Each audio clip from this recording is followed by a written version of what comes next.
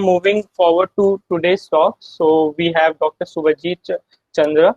He is a visual designer and type researcher and educator from India. He has completed his Master of Design and PhD in Design from Department of Design, IIT Guwahati, India. So his research interests include non-Latin typography and type design, reading psychology, and cognitive studies in visual design.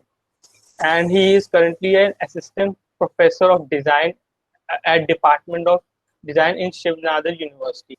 Now over to you, Dr. Subhajit. Okay, thank you, Sandeep. Yes.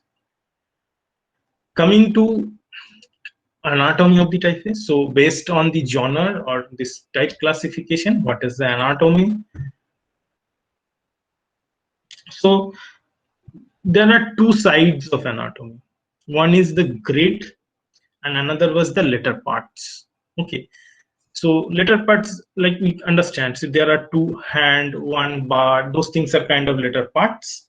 And another is grid. Grid means what is the height, what is the length. So that is the kind of grid based anatomy, and now this parts based anatomy, and the nomenclature of the letter parts. That is two sides of the anatomy.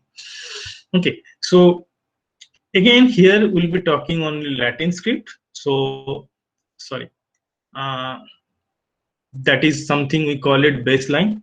In the image you can see where the letter rests, that is the baseline, and the maximum height of the capital letters are known as cap line. Okay, and the height is known as actually cap height. From baseline to cap line, the height is cap height. Mostly we measure this height in point size. A point is, let's for the time being consider that 1 point equivalent to 1 pixel. Okay, and that will be easy for you to understand, but normally that is not the case. There are conversion scales and all those things are there, but we are not going into. So normally, like, we are always 12 point Arial font we are going to use. So that means the height is 14 pixel. Remember that. So that is the manifestation. So what is 12 point font? What do you mean by 12 point font? That is the height. There are 12 dots along this vertical of this means there are 12 pixels that you are that lie here between baseline and cap line. Okay, so it may require 14 15 row wise pixel, but the column wise pixel is 12. Okay, and the height of these small letters is known as X height. So I think most of you knows. And sometimes we keep that grammar, the height of the cap line and height of the ascenders of the small caps are different. At that time, the ascender line and that height of the small caps, that is also we call it ascender height. And from X height to the ascender line, that distance is known as ascender height, and that is a very important region for legibility, letter legibility. Okay, and in many typefaces that it is already here. We are using here, I think, Minion Pro. In this Minion Pro, you can say that the cap height and the ascender height, they are different. Find this feature. Okay, and similarly, that is the below part is the descender line. Ones are known as descender height, or line is the descender line. So this is basically this 5 lines of the Latin grid, and that is what we actually follow even in case of when we are. So there are problems I will discuss later. Okay, now coming to these letter parts. Okay, so one aspect of grid anatomy, so you can adjust whenever you are designing the letters, you actually can adjust the proportion, the ratio, the vertical ratio. Okay, so that is the utility of the grid anatomy. Okay, so that is also important, because sometimes if you keep the X height is little bit more than regular size, then those types of typefaces are easy for reading online. Like you see Helvetica. I think most of you knows that Helvetica is a quite popular typeface. Why Helvetica? Means the Apple, not this last version, a few years back also, they were using Helvetica as their default system font, the whole Apple. So why they were using it? One of the reason is it is much legible. It is quite legible on screen. And how they made it? One of the characteristics of Helvetica is the typeface excite is quite large. If you compare Helvetica with Arial or any other typefaces, you will find that you will see that the excite is quite bigger respect to others, and because of that, the font becomes much legible in digital screen on digital screen. Okay, so that is why excite is very much important, and ascended line is means that region is very much important. The less this, how you care, means how you use this space is quite important in terms of legibility. Okay, so another aspect is this letter anatomy, letter parts anatomy. So what is the letter parts and what are their nomenclature? So I'm not going into deep because it is mostly, there is no scientific means background why we call it spine, why we call it lobe, because it is the semantic interpretation. Okay, and it is based on the meaning, the visual quality of this letter part. Okay, and that is how you interpret meaning. So that is quite subjective. I know if means I don't know whether you have studied the book that is Designing Type by Kerning. So that is one of the good books of nomenclature, letter parts nomenclature. So there you will find the author has argued that context is that this whole nomenclature thing and letter parts thing is very much subjective, and there is no scientific evidence that this part is this and this part has to be this name. There is no such interpretation. There is no such claim. So you can see variation. It will be means the same part here. You may see that it is written as a big. Someplace it will be told us, okay, this is not big. This is half serif. Okay, so it is again based on the genre also we discussed, like either old style, transitional, or sans serif, or um, means the modern, whatever the genre, based on that this nomenclature changes. Okay, so like here few of the nomenclature, if you can see, like the big spine, and big is also known as half serif sometimes. Uh, uh, Counter, that is quite common, the close counter. B, in sometime we call it upper lobe, lower lobe, and sometime we call it bowel also. Okay, the R is also bowel, leg. So this is completely subjective, I think you can understand. Okay, like E, in case of E, those are kind of known as arm, and sometimes we keep it different, and that the size, the length of these three arms, they are different in size. Okay, and that is there are reasons why we keep it like that way. Okay, so that those are the study of type design. Okay, so those are the not study of typography, but here we'll be doing arrangement, like the ear of the G, the terminal, the shoulder of A, the eye of E. That is also quite consistent throughout all genre. The eye of the E, the ear of the G. Okay, again spot, and sometimes they call it half serif. The sender, shoulder of N, shoulder of A. That is quite popular. The dots kind of, and loop and link. And okay, so one more thing. A you can design in two ways. So here you see this A, and okay, there is another way of writing A. Normally we write. Okay, so this one is known as double storied A, and the way we normally write A, that is actually single storied A. Okay, and there are advantages of using double storied A over single storied A. So those advantages we'll discuss. and there are few numbers. They are also have their nomenclatures like crossbar, flags, diagonals. Sometimes we call it hook, tail. Again, it can be shoulder also, the hook. So it is subjective. Okay.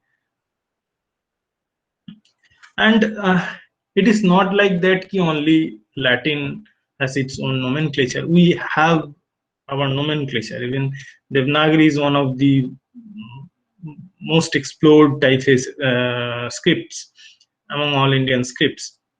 And the grid architecture and nomenclature, few nomenclatures are already we are using. Okay, so these are the kind of nomenclature you can also explore as a part of your research. You can do it. So there is scope. Okay, so we are not going into, and Bengali also. So Bengali is very less explored, very much less explored. So there is scope you can do. Okay, so now coming to the letter design process. So like we'll discuss how we are doing it. So normally we practice design like we start drawing on a graph paper, then we digitalize it. And before this digital era, we used to trace it on a small blocks of wood or maybe metal block, and we were cutting it. The type cutters used to cut those blocks, but nowadays we normally design it on Illustrator or maybe in Design, and then we transfer it to the font design softwares like FontLab or FontForge. There are many Glip. Okay, so that's pretty much the process. Means, but whenever you are designing, you have to follow certain grammars. Like here, if you can see, these circles are quite consistent, and based on this grammar, you are going to build a complete typeface. Remember that every time you are going to design these letters A, B, T, it's a very monotonous job. Type designers, they are very monotonous people. Okay, because every time they are kind of childish act they do normally in design. Most of these designers, they actually kind of very much what to say, means they are boring people. Okay, they design A, B, C, D. That is the simple their job is. Okay, and but whenever you are designing, you have to consistent every time you approach a particular typeface, and every time you have to retain that same visual language in every letter forms. So that is the challenge you have to consider during the type design. Okay, and and then you go ahead. It means you design on the Illustrator and you convert into FontLab or FontForge, and that's it. Then you can produce. That is the easy process. Okay, so now the questions are: what are the characteristics? What are these parameters actually? What are the variables you will consider during the design? Okay, so these are the quite important. So when we are talking about designing letters, these are the few variables and the parameters you need to consider, and that is what the science of the letter design. Okay, again, type design is a domain where it is a kind of design process, and if you know, design is a kind of uh, design is not about art, which design is not art. Why not? Because this creative pursuit has a scientific background. Okay, whatever you do, you follow certain scientific knowledge, and then you pursue it with your creative ability. So that is why, that is how design is different than art. Okay, so these are the few parameters. Same like we are talking about, that is the first parameter, which is very much important. You need to determine your stroke width and weight. These two parameters are very much important. Stroke, what is stroke? Stroke is the single line, a single uh, hand gesture or single uh, part or unit of the letters. And there are tricks and tips, and there are illusions are also involved in this weight and weight, width and weight parameters. So I'm not going into that right now, because that is something we'll lose our other things. Okay, So the next parameter is we discussed about low contrast, high contrast. That was the primary target to differentiate two typefaces. Similarly, you can see that whether the typeface is high contrast typeface or low contrast typeface, or maybe some not low contrast. Sorry, yeah, it can be low contrast. So these are all subjective, but we mostly call it monothic or monolinear typeface. Okay, so these are the kind of parameters, whether you want to develop a monothic or monolinear typeface, or you want to develop some sort of low contrast typeface. Okay, now you have to determine what will be your path. Your path is very much important. Okay, so like you can see the path means here if you see this stroke and this stroke, even if you see helvetic and aerial, you will understand the here this inner triangle, the inner triangular counter, these two counter these two counter, they are kind of different. That means this root and this root, they are different. So this much precision you have to understand in type design. It's like cartography. So you have to understand that, and that is why the path is very much important. You may design aerial too, then how will be different from aerial? That is what the helvetica and aerial, they are mostly similar. Why the helvetica is so popular? Because making this small change in this here in the angle, maybe it was 5 degree, sorry, around 12 degree, now it is here 13 degree, and because of that it is more legible and it is the most legible, and that could happen in type design. So this understanding is very much important in typography, and that is why the stroke path is very much important. Okay, and another most important feature, even to identify the what is the typefaces, that is the terminals, how the terminals are. If you see this Gothic Helvetica, they are all vertical cuts, and you see Accident Grotesque, that is the same typeface as Helvetica. Okay, they are similar in design, not typography design parameters, they are different, but in typeface, in terms of typeface design, they are quite similar, but only difference in their terminals. And this is the bell, and the next version of the bell centennial, you can see all are rounded terminals, and you see the terminals of aerial, that is also different from Accident Grotesque. Okay, so this is one of the key feature. You always you have to see lots of typefaces, you have to see, you have to remember why this is angular. Can anyone tell me whether this flat is efficient, not efficient, this vertical cut is kind of very much easy to read, or maybe the diagonal cut is easy to read? Any idea? Anyone? Means I think some people are saying diagonal, some people are saying the vertical one. For me as well, I think diagonal is easier to read. Yeah, diagonal is easier to because the aperture is more here. The aperture, if you see here, the whole area of this space here, the area, and here the area, if you see, that is more actually respect to this Right. size of the letters. So diagonals are easy to read and easy to identify letters also. Okay. Okay. So another part, another variable is optical size.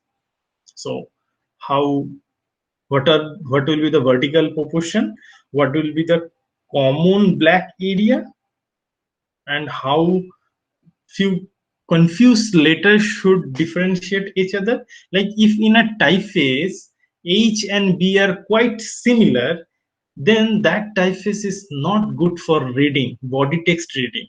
That typeface may good for display or heading or maybe larger displays, but that typeface is not good for body text reading. Okay, like here, if you see, the confusion between B and H can happen because the black region is almost similar. So if you use there is a nature of a body text. Body text are you have to prepare the text at lower font size, like 0.9 to 0.12. Mostly we are using, and the spacing is a quite less. We'll be using 16 point leading maximum. So there the confusion may occur. And to reduce this confusion, like if you use the below typeface, there you can see the common black region is quite less. And that typeface is actually user friendly for text setting, body text setting. Okay. So these are the kind of few things you need to consider when you are designing, you are doing the typography. Okay. You are designing the text so far. Okay. So this is one part of it. Like means the gap between dot and this I, the rest of the part, the more the gap is, the more the legible the letter is. So here, if you can see in that perspective, I is less legible, but we'll be considering as a holistically word structure.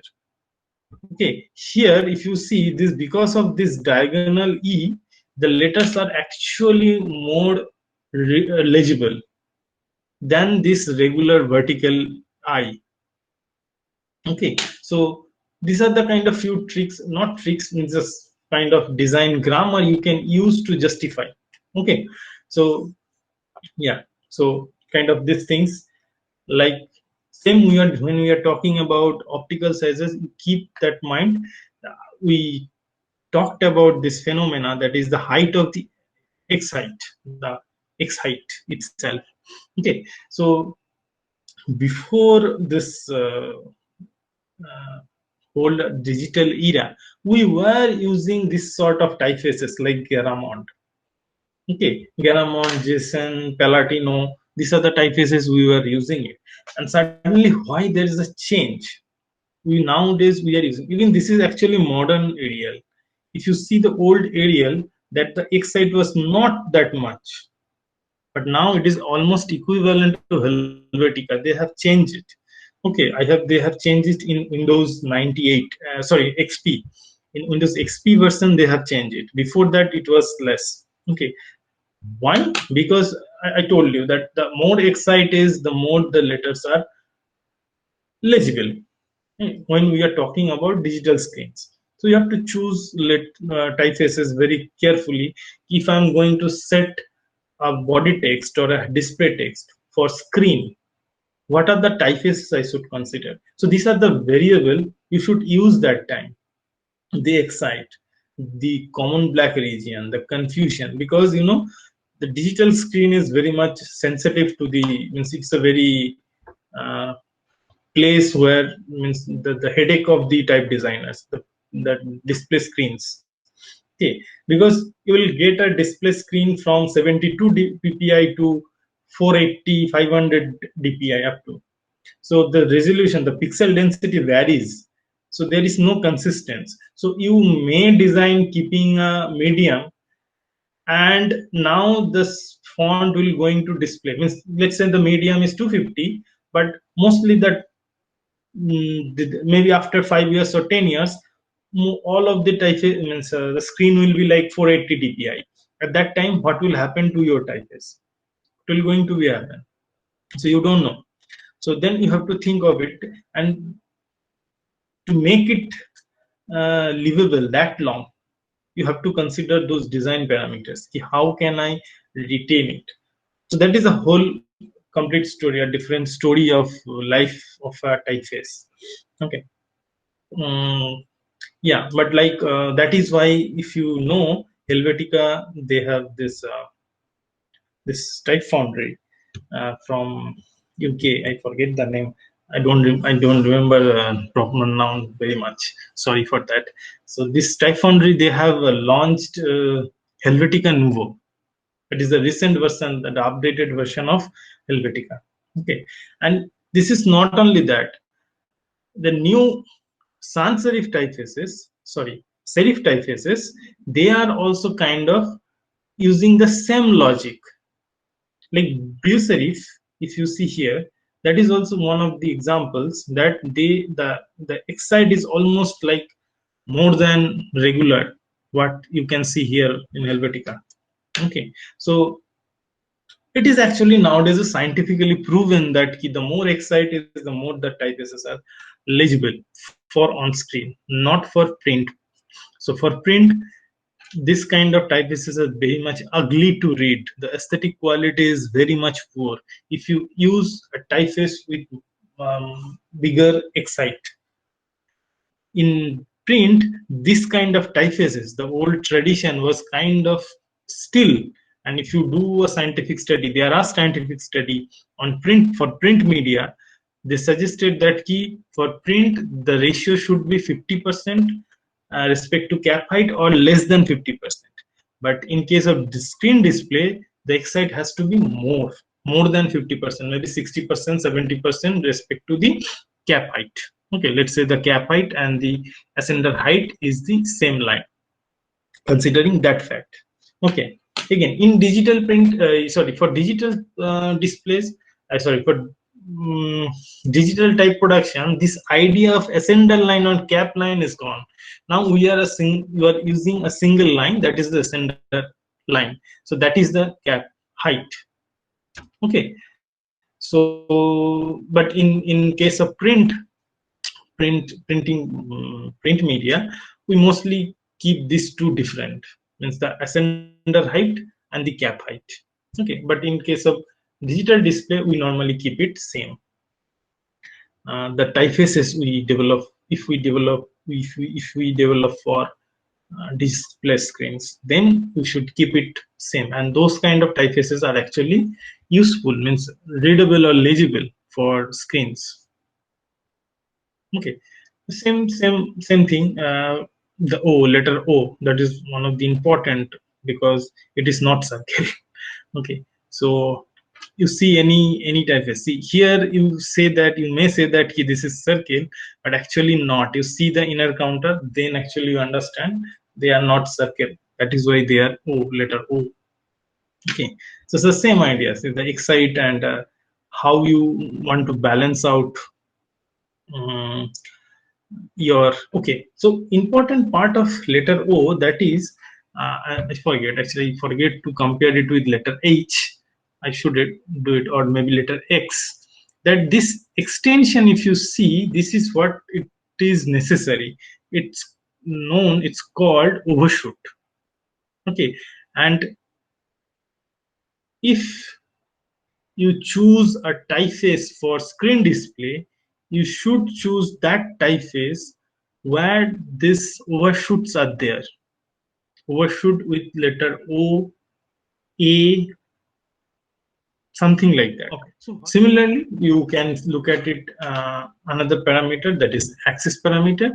Though it is sometimes important, means if it is a kind of very much straight 90° to the vertical plane, then it is easy for the digital screen to kind of read. Those kind of typefaces are easy for digital screen, and if it is kind of angular, then for digital screen it is not recommended. We avoid with inclination like letters, like, means that is why we don't normally use italic fonts in body text for display screens. We avoid that. Instead we use bold or maybe other things. Okay, so that is why if you see the most of these modern typefaces, they don't have even italics, because that is something in display screens that is very much complicated. So we avoid italic typefaces for display screen. So we mostly use bold and semi-bold, thin to highlight things. Okay, so that is what mostly recommended. Okay, similarly, counter, as we know, the counter is very much important feature to segregate one letter from another. Okay, so because sometimes you may encounter unique feature, like here if you see the eye of the equation distinguish, and if you use this kind of fonts, then the overall aesthetics and the reading experience will be different. And because of this uniqueness, it will be easy for you to kind of read those text, means either display or body text. So you may choose those kind of features over regular features. Okay, so that's it. That's one part of type identification and where you should choose what type of type is. So till now, kind of we were designing, or we were discussing how you can design letters. But being a typographer, your objective is to create the word structure. And word to the continuous text. That is what you will be doing mostly being a typographer. So when you are a type designer, you will be developing single letters only, and your aim and objectives are kind of very much different when you are a typographer. Okay, so knowing those parameters are important because those conveys certain meanings and those things, and you need to know that being a typographer, because at the end, by knowing them only, you can set the text. And that what we'll be doing here right now. So one of the important part of typography is the spacing, how you are going to space two letters. Okay, so normally we don't do that. Normally, whatever, either we are using Word or Illustrator or InDesign or Adobe XD, whatever, we normally write, and this spacing is quite automated. That is, we are habituated it. But actually, this spacing is very much subjective, and the type designers, they actually define these spaces. Okay, the space between A, B, A, C, A, D, A, E, and the space between B, A, B, B, B, C, B, the combination, you think of that huge 26 factorial, that is the combination, permutation. So that much variations, they actually physically they define. Okay, so that is the tragic part of type design. And overall, that is the simplest output you get, and we are using it. And you overall, you can change this spacing, and this idea of changing the existing spacing is known as the kerning. The kerning is a methodology by which actually you can adjust the space between this bit among these letter forms. Okay, like here the space is very much less. We know that because there is overlap between letter P and letter E that we can see. So you need to space this out. So this is what we'll be doing. That is what we call it kerning. Kerning is the spacing. So normally we don't do kerning. Fonts come with predefined kerning values. So instead, what we'll be doing, we'll be defining the word space. I'll come to that ligages part. We'll be doing what we'll be doing. We'll be doing the word spacing. That is what important. So that we have control over it, and we can determine.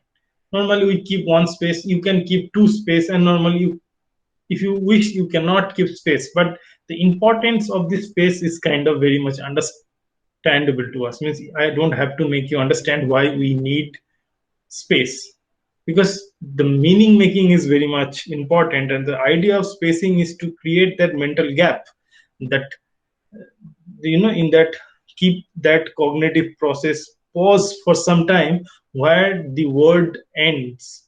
Okay, the idea of word where ends and the next idea of word starts. Okay, so that is the cognitive blank or mental blank, or the idea of spacing by which actually you create the meaning. Okay, so that is what important. So when we are arranging the text, it is very much important. It is very much important. How? So you understand, you need to adjust the spaces between words. Okay, and also you need to adjust the spaces between or among these lines, between two lines. So that is also important, because if it is like here, these two lines are very much near to each other.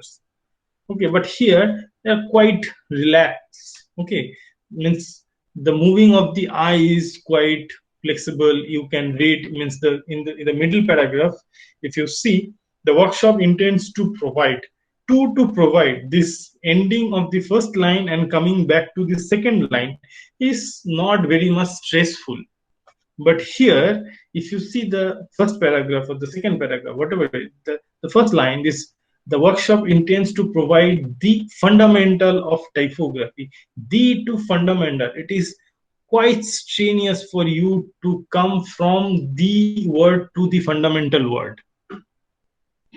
Okay, so by adjusting this leading, you actually providing a less stress to your brain. So that is why the leading is very much important.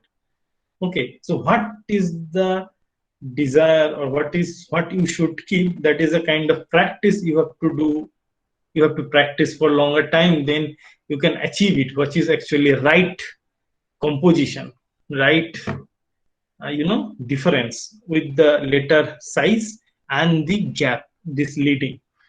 Okay, like normally we say 14 by 18 point. What do you mean by that? You mean by that you are going to use 14 point typeface, like 14 point radial typeface and 18 point leading. So this is an example of 14 by 18 point typeface. And now this one is 11 by 14 point typeface. It means 11 point typeface size and 14 point leading. Okay, so this 14 point is relative, means it is including the type size. That means actual space is 3 point. You got it what I'm saying? So here the actual spacing is 4 point. And here actual spacing is 3 point. 11 by 14 is the relative calculation. Okay, so normally you reduce the point size and you reduce the leading size also. That is what important.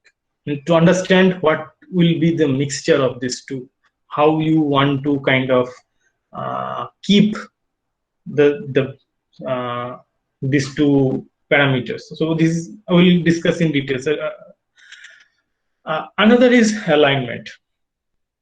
So whether it will be a left alignment, center alignment, and right alignment. So most of you guys, I think you know, I don't have to discuss that. See, you can use left alignment, you can use center alignment based on the context, based on the whatever the logic you have. Based on that, you use certain alignment. But I will suggest you please don't use justified text. Okay, so most of the UI UX designers, majorly, they have a tendency, and they are doing it, they are practicing kind of justified text setting. So why I am saying it is not right and there is some problem? Okay, there is first problem is the occurrence of the reverse. You definitely can see there is a blank lines floating here and there, which is not there in the left aligned text, but it is there in the right aligned. So they are known as reverse, and they are typographic error. Okay, it's better to have this uneven edge. That this unevenness actually helps in the reading.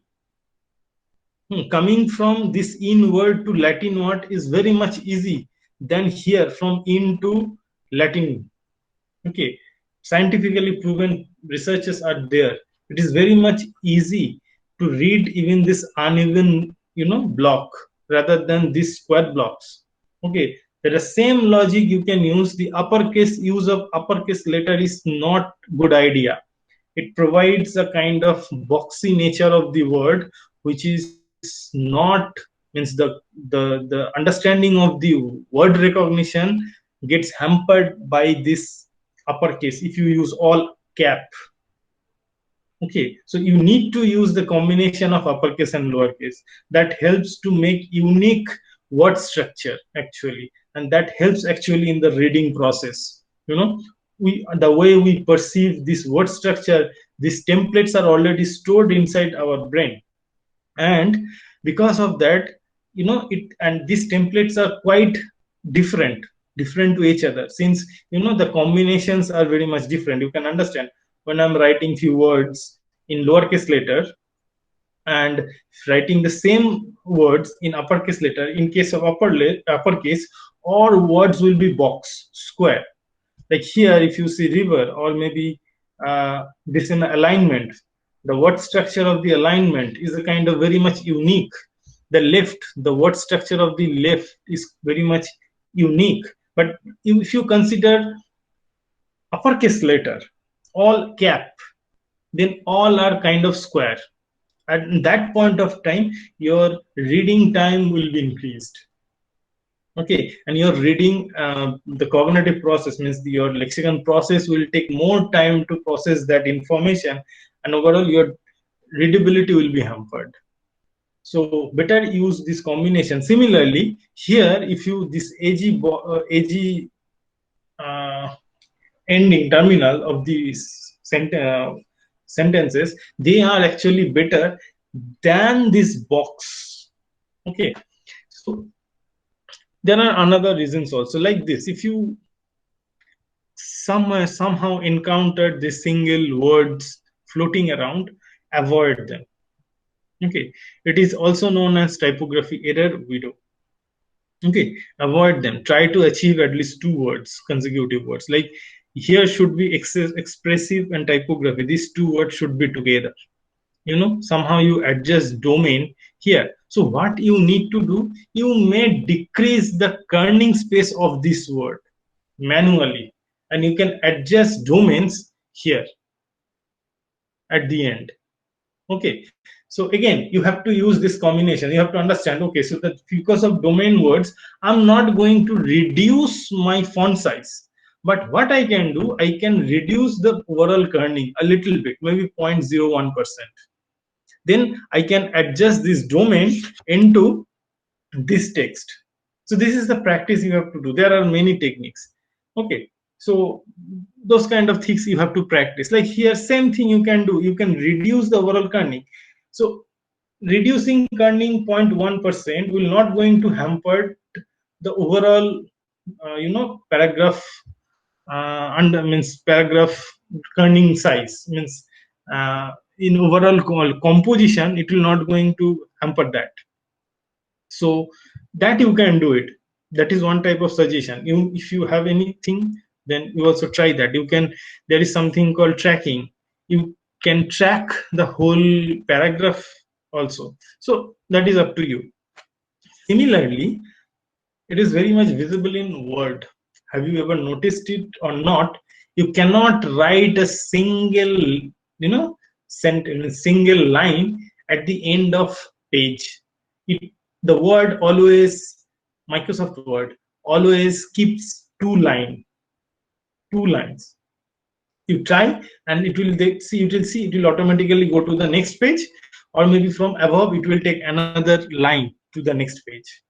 Okay, so the single line, that is known as orphan. Why I am saying it? Because you will be mostly using Illustrator and InDesign, maybe Adobe XD, and they don't have control over orphan. Orphan occurs. Okay, it is only MS Office that automated features is there. They avoid orphans. You try with the MS Office, you see orphan never occurs there. Okay, but expect Microsoft Office, all of these Adobe softwares and whatever, even if you use GIMP or Inkscape, the open source softwares, they have this issue. Okay, so these are the typography errors and you should avoid them. Okay, so now coming to this organization part. So if it is digital screen or print, let us discuss few things, how you should adjust your text. Okay, many of you have asked initially. So let's say I want to keep my display typeface as a serif. Mostly we keep display part, the display portion, as a serif typeface, and the texts are in sans serif typefaces. Like here it is EXO at 11 point by 12 leading size. That means the actual gap between two lines is 1 point. Okay, so the body text is quite heavy density wise. Okay, so reading on screen will be difficult, but reading on paper or printed any paper, that there you won't feel any problem, I think. Okay, so what could be the other strategy? Okay, the other strategy could be you can keep the heading part, that is as a sans serif. Okay, so one more thing, whenever you are using any particular design, there you should retain maximum 2 to 3 typeface. Do not use more than that. Okay, then the text will be very much cluttered. So maximum 2 typeface is recommended, and don't go beyond that. Even if you want to a third means typeface, you can use it for specific purposes. Okay, not for like body and heading. So I'm talking about heading, subheading. You can keep one typeface, and the body text and other reading materials you can keep it in a particular opposite typeface. But instead, in like sorry, the first was you were using serif typeface for heading and sans serif typeface for body text. Here, this display that heading part is sans serif typeface. Okay, and the body text is the serif typeface. That is purely good for print. But can you use it in screen? You may. What you can do, you can change the leading. It was 11 by 12 and it is completely fine for print. Now what you can do for digital screen, it will be heavy for you. Okay, it will be very much heavy. So what the strategy would be, you can retain the same design and you just change the leading size from 12 you do it 14 point. Okay, so these options are there in Illustrator, in design.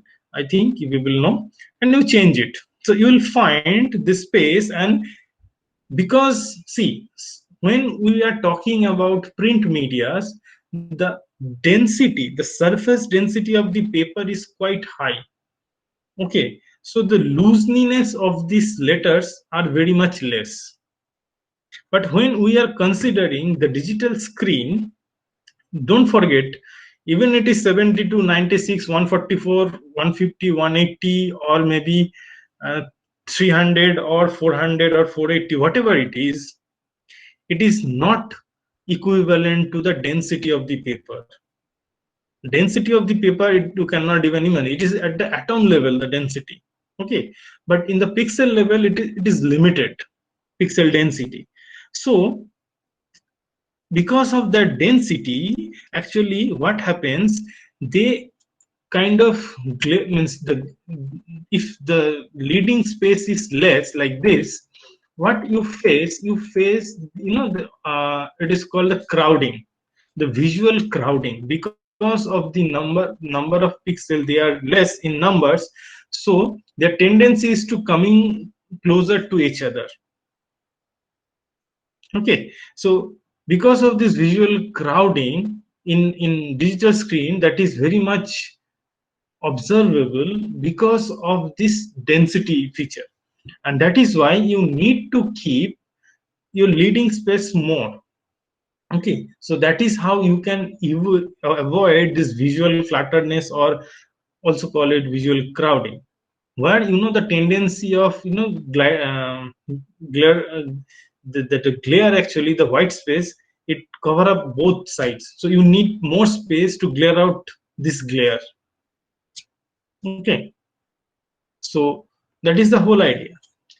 Sometimes we can use some calligraphic font, or maybe this kind of calligraphic typefaces for display. And alternatively, you use for display screens similar a sans serif typeface, with enough leading space. Okay, so if the leading is too much, then it is also problematic. Okay, so you may thought of that, let me reduce the leading. But reducing leading is not only the solution. Remember that when you are reducing leading, your type size is not, you are not reducing the type size. So again, the visual crowding will going to happen. The defect of visual crowding, that visual noise, so called.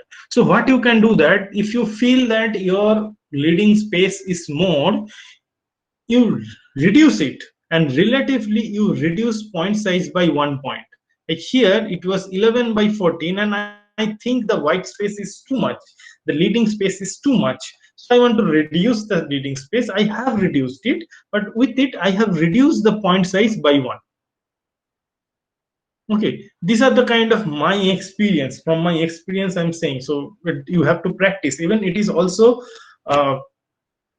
typeface dependent, with which typeface you are working. Sometimes what I do, I reduce by 0.5 size. I use 10.5 by 11 point typeface. Actually, I have designed many books using 11.3 point size, 11.7 point size. I have designed it. Like Adobe JSON Pro. Adobe JSON Pro, I normally use Adobe JSON Pro not at 11 point. I always use Adobe JSON Pro at 11.7 size, point size. Okay, so it's a good typeface for book printing, but I think that 11 point is a little bit smaller because of very less excite. To make it a little bit reading friendly, I keep it 11.7. Okay, so you can play with those kind of fractions also. The options are there. So remember that fonts are vector files, so you can increase by 0.1 size. Okay, so even you try with digital typefaces, I don't know. And this enlargement or maybe squeeze, whatever you do with the digital, or even on the digital surface, it's all about there is no guarantee. If you use larger screen, it will not going to pixel out. It can be, the pixelation can happen. Okay, even it is a larger size typeface. So it all depends. Some technology we call hinting technology and anti-alias technology. So that is what important, whether the technology means the hinting, the font is hinted or not. That is most important. It doesn't matter whether it is a small size, or means whether you can use it at a small size or not. So that is the next. First, you should use hinted font for display screens. Okay, so yeah, so this kind of iterations you can do. Like when you are doing it again, so take this widow can happen. Okay, and avoid that by reducing overall kerning or maybe tracking. You do something and you avoid this kind of occurrences. Okay. Okay, so now I have kept the point size same, 10 by 12. Instead of sans serif typeface, I am using body text as a serif typeface. And you feel that this is quite fine actually, rather than this sans serif. See, this is kind of very much problematic. Since already this is digital screen, you can see that this sans serif type, sorry, this serif typeface is actually better at 10 by 12 point size. Okay, so this is again subjective. So if you feel that okay, it is little bit smaller size, in smaller side you want to increase, so you increase the point size, also you increase the leading, because don't increasing the leading will lead you to the visual crowding. So avoid that crowding by increasing the leading. Okay, so it is completely subjective. What was the font, what is the font you are using, and what is the size, and the configuration of the font. Those things you need to know, and you have to print it out, or you have to play with it for a long time. Then only those are kind of will be easy for you to understand. Okay, so the problem is to understand whether the text combination is a kind of complex, means crowded or not. That understanding takes time a little bit to understand that. Okay, even general, means your boss, most of you are mostly working, I don't know your boss how much they are aware of this kind of balance, the balance between size and leading and overall text. So this is a kind of very much, being a designer, you have to consider these facts. Okay, like here I feel that after increasing 1 point, I felt that okay, this 14 point leading is quite big, so I may reduce it by 1 point, not 2 point.